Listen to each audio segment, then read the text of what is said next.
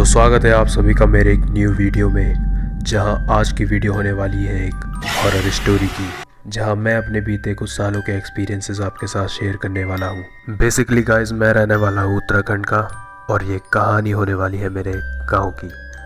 तो ये बात है 2017 की। गाँव से एक कॉल आता है कि गाँव में एक पूजा है और आपको आना होगा। तो बेसिकली गाँव में होती है बहुत बड़ी पूजा, जिसमें परिवार का अगर एक सदस्य भी आ गया तो पूजा पूरी हो जाती है।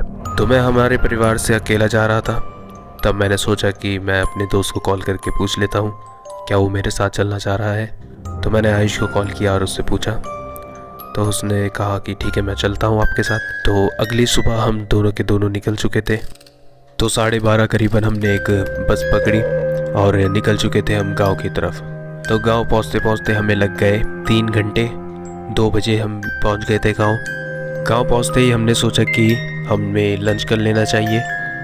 तो हम लंच करने किसी होटल में बैठ गए और लंच कर लिया। लंच करते करते हमें लगभग 1 घंटा हो गया था। तब तक टाइम हो गया था 3 के आसपास। तब हमने सोचा कि हम ट्रैकिंग करते हैं। तो मार्केट से हमारी गाँव की दूरी है कम से कम 2 घंटे का रास्ता। तो वहाँ से हमें ट्रैकिंग करते करते अपने गाँव जाना पड़ता है, क्योंकि रास्ते के बीच में आते हैं 2 पहाड़। तो पहले चढ़ाई करनी पड़ती है, फिर ढलान में चलना पड़ता है, फिर चढ़ाई, फिर ढलान, और फिर ढलान के बाद आता है हमारा गांव।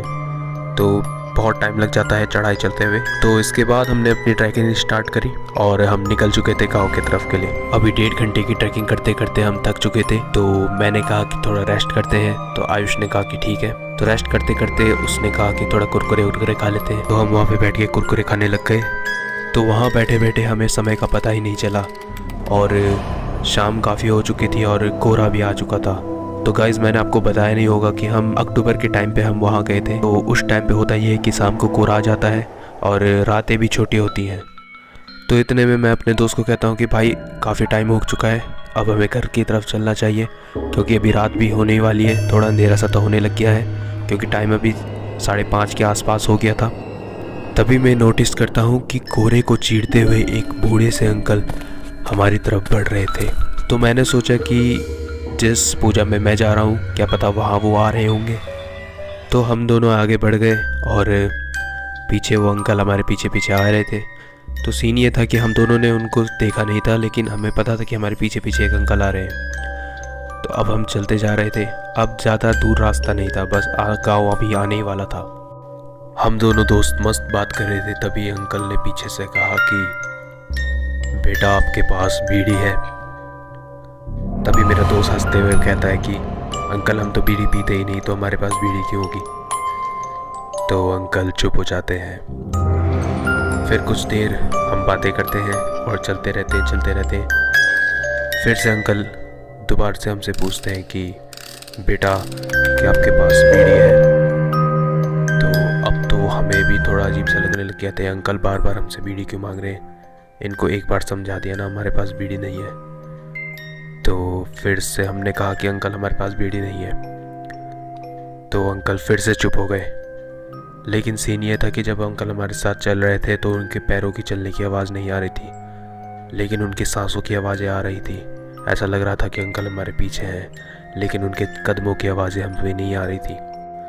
तभी अचानक हमें अपने गाँव के मंदिर की लाइट दिखती है और लाइट देख के हम भी खुश हो जाते हैं और भागते भागते उस मंदिर तक पहुंचते हैं और वहां हाथ मुंह धो के मंदिर में हाथ जोड़ने चले जाते हैं। तभी मैं नोटिस करता हूं कि जो अंकल हमारे साथ पीछे से आ रहे थे, वो अंकल हमें दरअसल कहीं नहीं दिखे। तो मैं अपने दोस्त से पूछता हूं, क्या तूने उन अंकल को देखा? तो आयुष कहता है कि नहीं, मैंने तो नहीं देखा। तो हम दोनों सदमे में रह जाते हैं कि यार ये क्या हुआ, अभी तक तो अंकल हमारे साथ थे और अब तो दिखाई नहीं दे रहे दूर दूर तक। तो हम काफ़ी डर जाते हैं और भागते भागते अपने गांव पहुंच जाते हैं, जो कि थोड़ी 10 कदम के दूर पे था।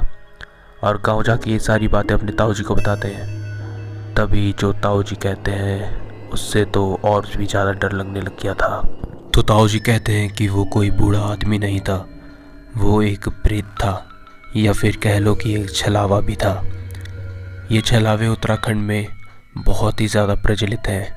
ये छलावे ये काम करते हैं कि ये तुम्हारे पीछे आते हैं और तुमसे या तो बीड़ी मांगते हैं या फिर तुम्हें तुम्हारे नाम से बुलाते हैं, और अगर नाम लेने पर तुम पीछे मुड़ते हो या फिर बीड़ी के बहाने तुम पीछे मुड़ते हो तो ये तुम्हारे शरीर पे कब्ज़ा कर लेते हैं और तुम्हारे शरीर को नुकसान पहुंचाने की काफ़ी कोशिश करते हैं। वो तो तुम दोनों की किस्मत काफ़ी अच्छी थी कि तुम बच गए, तुम्हें तुरंत मंदिर मिल गई, वरना तो आज तुम्हारे साथ भी बहुत बुरा होता। और ये सब कुछ सुन के हम काफ़ी डर जाते हैं। फिर मेरा दोस्त बोलता है कि यार आज के बाद गाँव कभी नहीं आना। तो यही थी मेरी रियल लाइफ स्टोरी। अगर आपको ये वीडियो पसंद आई होगी तो इस वीडियो को करिए एक लाइक और चैनल को सब्सक्राइब कीजिए। मिलते हैं किसी और वीडियो में, तब तक के लिए बाय।